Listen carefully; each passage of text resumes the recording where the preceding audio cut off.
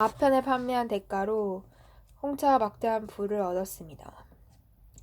도대체 왜 영상이 꺼지는 거지? 어쨌거나 인도는 영국의 명직물 산업이 종속되면서 많은 자원과 부를 영국에 빼앗겼어요.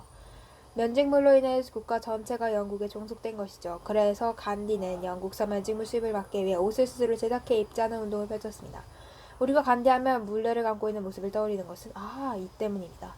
물레는 영국산 면직물에 대한 거부이며 궁극적으로 영국 제국주의에 대한 저항을 상징합니다. 산업화된 유럽 국가들은 식민지를 확보함으로써 공급량이 수요량보다 많다는 것은 자본주의의 문제점을 해결할 수 있게 되었습니다. 이렇게 산업화된 국가들이 식민지를 차지하기 위해 경쟁하던 시기를 제국주의 시대라고 합니다.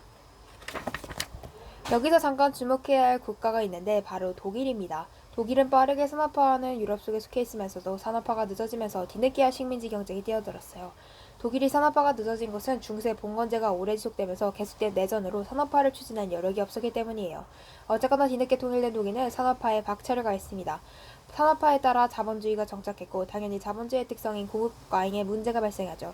다른 산업화된 국가들과 마찬가지로 독일도 이 문제를 해결하기 위해 새로운 시장을 확보해야만 했습니다. 즉 식민지 국가를 건설해야 했죠.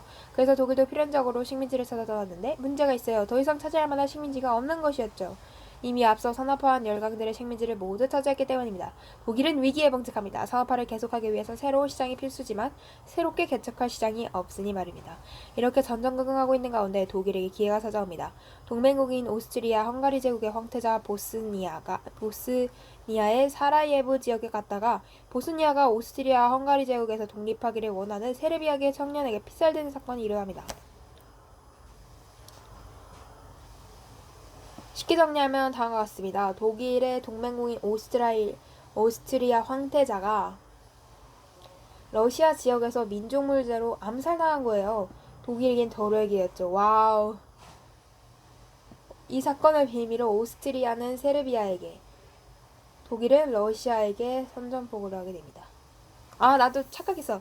독일이 오스트리아가 죽었잖아. 그래서 동맹국이었는데 배신하고 오스트리아 이제 왕 없으니까 난리 났게끔 하면서 막 오스트리아 잡아먹는 줄 알았는데 내가 너무 나쁜 사람이었어. 독일은 오스트리아를 공격하러 간 게 아니라 오스트리아를 죽인 러시아를 공격하러 왔습니다. 이게 바로 세계 1차 대전의 선망입니다. 더 자세히 말씀드리면요. 독일의 동맹국인 오스트리아 헝가리 제국의 황태자가 보스니아의 사라예보 지역에서 갔는데 보스니아가 오스트리아 헝가리 제국에서 독립하기를 원하는 세르비아계 청년에게 피살된 사건. 제1차 세계대전 공급과잉이 전쟁을 일으켰습니다. 제1차 세계대전은 1914년부터 1918년 약 4년 동안 지속되었습니다. 표면적 원인은 오스트리아의 황태자가 세르비아계 청년에게 암살당한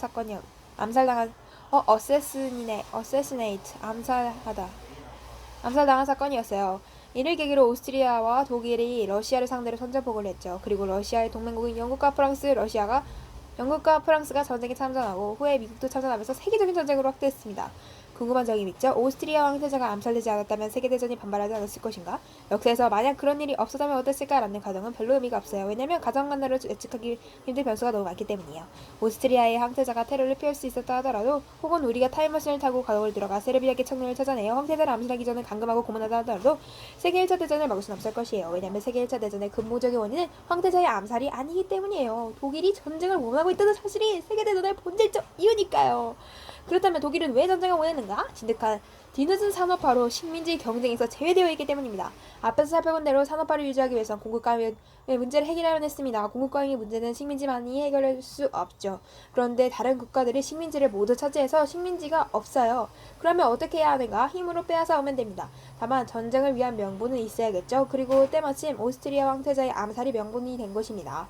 황태자가 암살되지 않았더라도 독일은 어떻게 해서든 구실을 만들었을 거예요.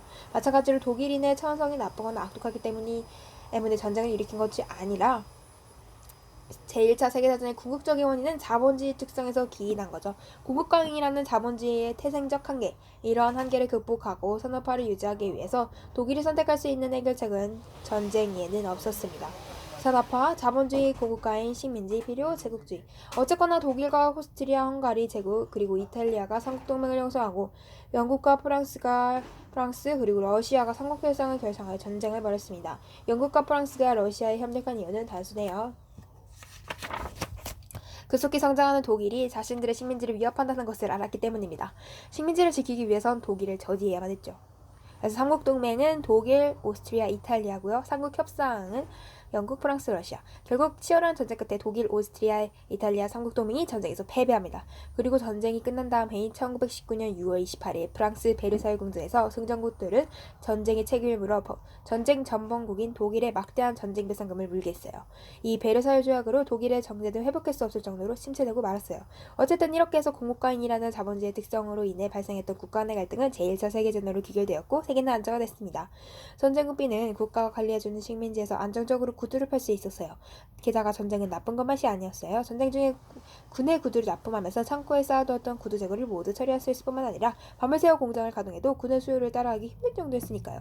전쟁은 막대한 수요를 창출했고 이로 인해 공급과잉이라는 자본주의의 문제점을 일시적으로 해소해 주었어요. 실제로 다수의 민간인은 고통스러울 수 있으나 전쟁은 일부 부르주아 혹은 일부 국민들에게 막대한 부를 창출해줘요. 자본주의는 전쟁에 가까울 수밖에 없습니다. 전쟁은 자본주의 국가들을 유혹하죠. 사실 오늘날의 자본주의를 유지해주는 핵심 요소는 두 가지예요. 전쟁이고 다른 하나는 유행입니다. 전쟁과 유행은 자본주의의 어머니에게서 태어난 쌍둥이 형제라고 할 수 있어요. 전쟁이 공급과잉의 문제를 단번에 해결하듯 유행은 필요를 뛰어넘는 막대한 소비를 창출해서 공급과잉 문제를 해소하기 때문이에요. 충분히 사용할 수 있는 옷과 핸드백이 매년 옷장 구석에 쌓여가거나 쓰레기통으로 향합니다. 전쟁과 유행 없이 자본주의를 유지하긴 어렵습니다. 세계 경제 대공황입니다. 가격 경쟁은 대공황으로 이어집니다. 전쟁으로 막대한 부를 축적한 B는 공장 설비를 확대합니다. 그래서 전쟁으로 막대한 부를 축적한 B는 공장 설비를 확대했습니다. 더 많이 생산하면 부자가 될 수 있죠. 전쟁 후 세계 경제는 호황을 맞이했어요. 그런데 시간이 갈수록 예전에 경험했던 문제가 다시 발생하기 시작합니다. 공장에 쌓아두었던 공장의 창고가 다시 쌓이기 시작한 것이죠. 공장의 창고에 구두가 다시 쌓이기 시작한 것이죠. 미는 문제의 원인을 알아보고자 안정적인 소비 시장인 식민지에 직접 쌓았다. 그리고 깜짝 놀랐어요. 식민지의 원주민들은 구두가 너무 많아서 구두로 국을 끓여 먹을 정도였죠. 시장은 포화 상태였습니다. 게다가 이곳 식민지에 경쟁업체가 들어서 있었어요. 미는 고민에 빠졌죠. 우리는 처음 문제로 다시 돌아가야 한다. 우리는 앞서 자본주의의 특성에 대해 이야기했어요. 공급이 수요보다 많다는 문제점이죠. 그리고 공급량을 줄이는 것은 좋은 방법이 아니에요. 수요를 늘려야만 합니다. 수요를 늘리는 방법은 두 가지. 하나는 시장을 개척하는 거, 하나는 상품의 가격을 낮추는 것입니다. 그리고 우리는 새로운 시장을 개척하는 방법이 역사를 제국주의로 이끌어 제1차 세계대전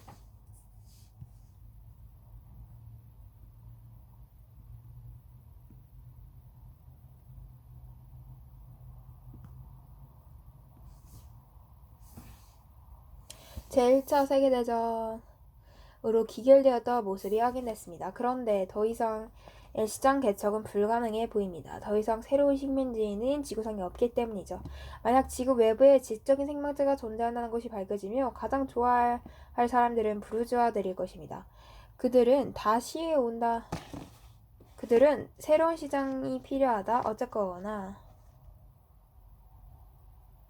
만약 지구 외부에 지적인 생명체가 존재한다는 것이 밝혀지면 좋아할 사람들은 부르주아일 것이에요. 어쨌거나 지구는 둥근 까닭에 지구상에는 더 이상 새로운 시장은 없었습니다.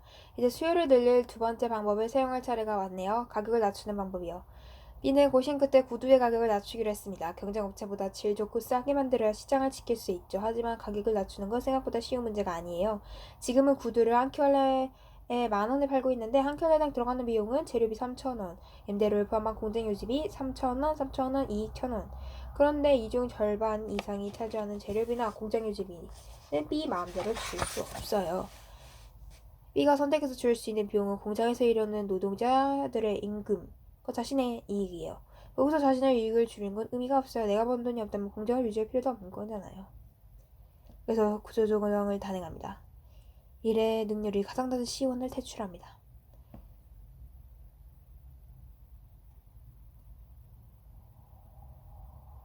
아이고, 강경합체가 구두를 8,500원으로 인하한 것이에요. B도 눈물을 먹고 C도 되고 했어요. 이제 구두가 금 8,000원이 되었어요. 그런데 예상부터 이기는 B가 눈치채지 못한 시장이 다른 측면에서 발생하고 있어요. 수요의 감소로 상품 가격을 낮춰야만 하는 상황은 B에게만 해당하는 문제도 구두 산업에만 발생하는 문제도 아니었어요.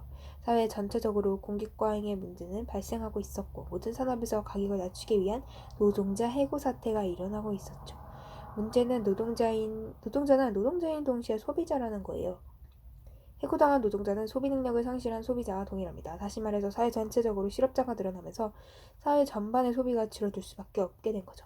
이때 소비가 줄어든다는 말은 상대적으로 공급량이 더 많아진다는 것이고 공급량을 줄이기 위해서는 다시 모든 산업에서 가격 인하 경쟁이 일어날 수밖에 없음을 의미합니다.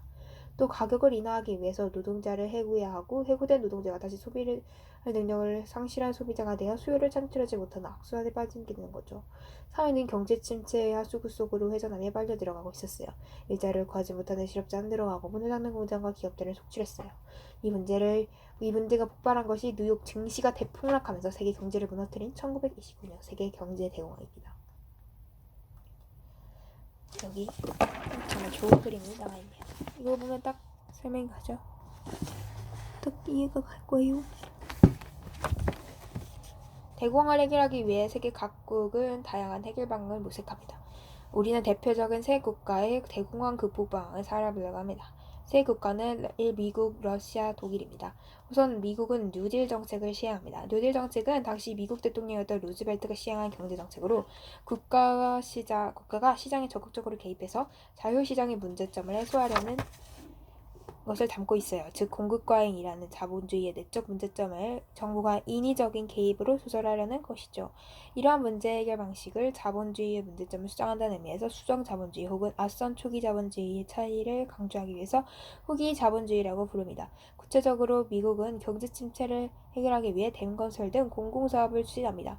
그런데 경제 침체 를 극복하려는데 왜 갑자기 댐을 건설하는가? 사실 미국에 댐이 더 생긴다고 해서 경기가 행복되는 거 아니에요. 댐이 목적이 아니라 댐을 건설하는 과정이 목적이에요. 댐을 건설하면 노동자 필요하고 그들에게 임금 줘야 되니까. 그동안 일자리가 없던 노동자들이 임금을 받으며 생필품을 사게 되고 또 사회 전반에 수요가 창출됩니다. 수요가 생기면 기업은 생산의 상품에 멈춰있던 구조를 다시 가동할 것이죠. 이렇게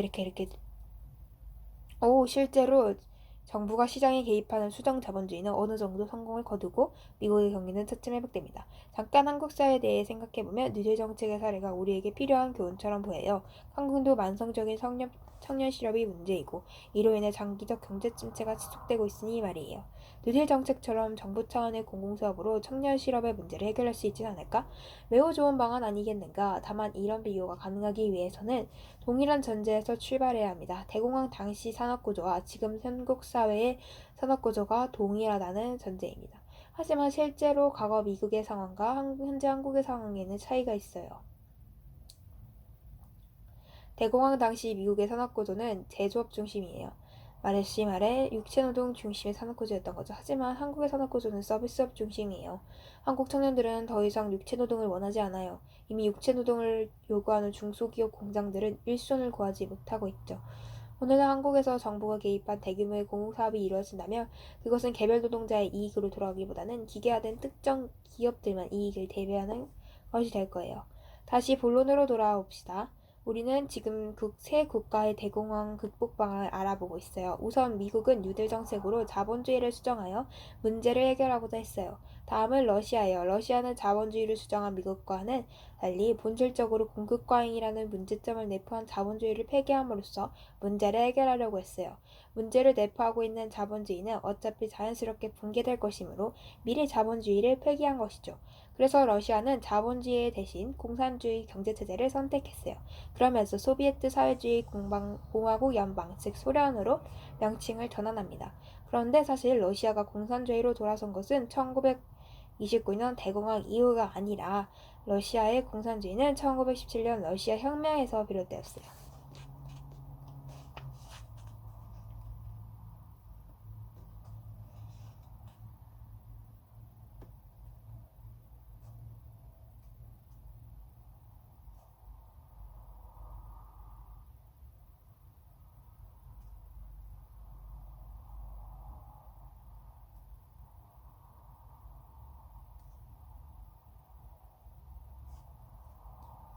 호호.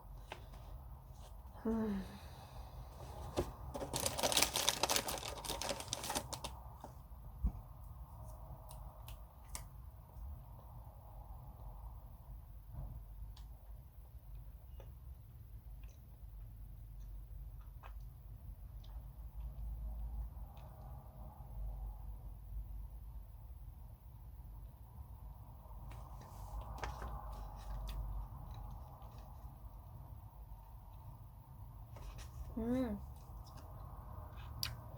러시아가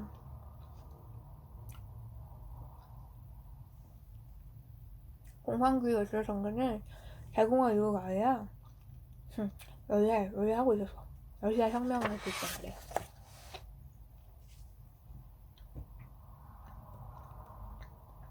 음.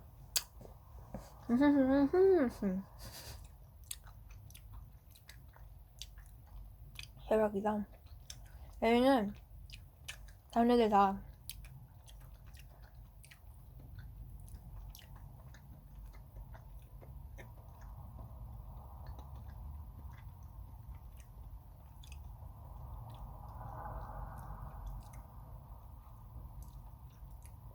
오호 대박이다.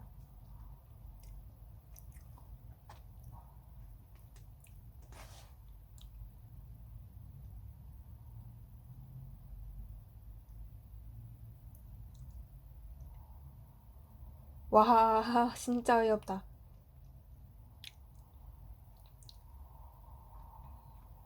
일단 러시아가 판단하기에 자본주의는 좀 문제가 있다. 그래가지고 자본주의를 아예 채택하지 않았고 러시아 혁명 때 그냥 혁명 이후 공산주의를 채택했어요 얘네는.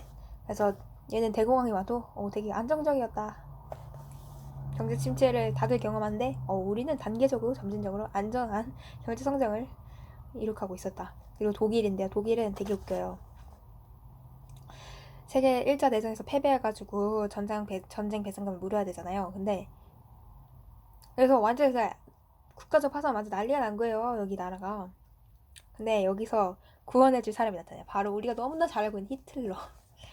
히틀러가 독일이 경제적으로 어려움 겪는 것은 전쟁 배상금을 인정했어요. 그래서 자신이 전쟁 배상금을 물지 않겠다고 하면서 독일인들을 선동하기 시작해요.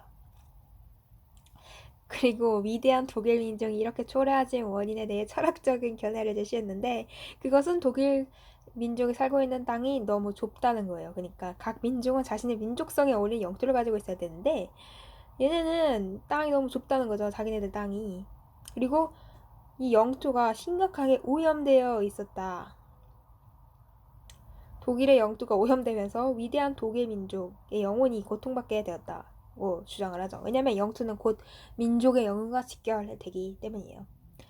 그리고 참 어이가 없어서 말이 안 나오네. 그리고 그 오염의 근본 원인으로 지목한 것이 독일 영토에 살고 있는 저열한 유대인들이었다. 독일 민족의 위대한 부활을 위해 영토를 순결하게 청소할 필요가 있었다. 이로써 유대인 대학살인 홀로코스트가 시작된 것이죠. 진짜 어이없다. 진짜 이게 말이 돼? 근데 너무 힘들었나 봐요. 이런 말까지 믿을 수 있고.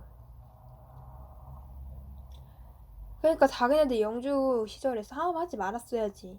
여기서 잠깐 유럽에서 유대인들의 지위에 대해 알아볼 필요가 있다. 유대인에 대해서는 고대와 중세의 역사를 살펴보면 이미 알아보았어요.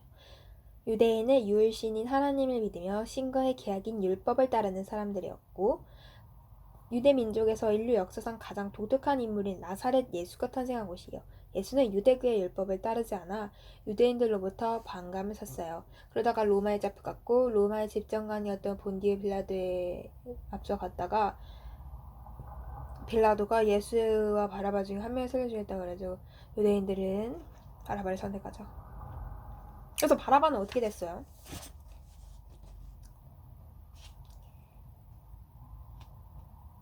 그런데 400년 후에 로마 황제인 콘스탄티누스 대제가 그리스도교를 사실상 로마의 국교로 정하면서 이후 유럽 사회는 그리스도교의 문화권이 되었어요. 자, 예수를 죽인 직접적인 피해자는 누구이고 바로 유대민족이에요. 문제는 이후 서구 유럽 사회가 그리스도교의 문화권을 형성하는 데 있어요. 그리스도교 문화권에서 그리스도를 죽인 유대인의 정치 사회적 지위는 어떠했습니까? 유대인은 예수 사례라는 예수 사례라는 전 우주적 범죄를 저지른 민족으로 취급받았습니다. 자신의 국가를 갖지도 못했으며 여러 국가에 뿔뿔이 흩어져 살면서 다른 민족의 따가운 눈총을 받아야 했죠. 나라가 없으니 농사지을 땅도 없고 그래서 유대인은 어쩔 수 없이 중세기간 동안 가장 청시되던 산업과 대부업에 종사했어요. 그런데 근대 자본주의가 도래하면서 상업과 대부업은 무역과 공업이 되었고 유대인에게 막대한 부를 안겨주었어요.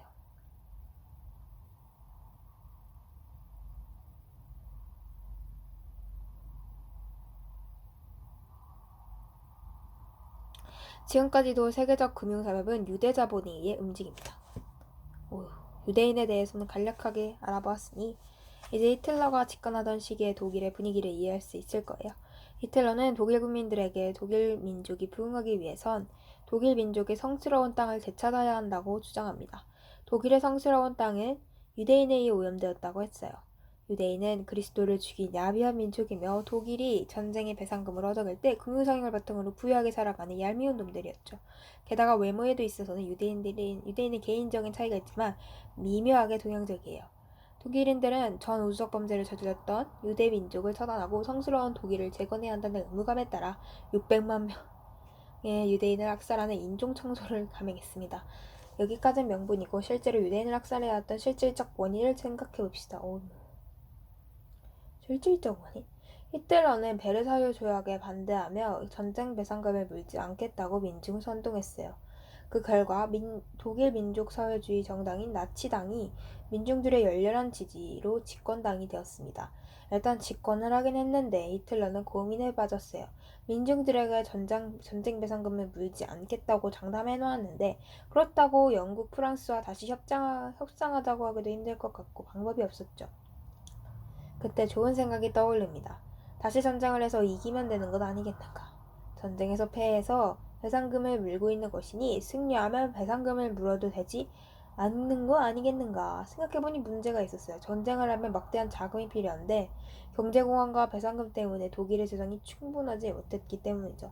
영국과 프랑스에 가서 너희들과 다시 싸우려 하는데 자금이 부족하니 돈 좀 빌려달라고 할 수 없는 노릇이었죠. 한참 고민하다가 히틀러는 좋은 생각이 떠올랐어요. 독일이 살고 있는 유대인들이 생각난 것이죠. 세계적 금융과 사업으로 부유하다. 그들의 재산을 몰수해서 전쟁을 하면 되는 거 아닌가? 근데 아무 이유 없이 재산을 몰수하면 여론이 좋지 않을 것이니 독일인들도 쉽게 수긍하지도 못할 거고 그런 까닭에 사람들이 납득할 만한 철학적 정당한 등이 필요했죠. 그래서 앞서 언급한 민족성과 영토를 연결한 그래서 그랬구나. 여기서 잠깐 이것은 어디서 많이 듣던 세계관이 아닌가? 땅과 민족을 연결해 사후에 하는 세계관 말이다. 요즘도 가끔 들을 수 있는 신토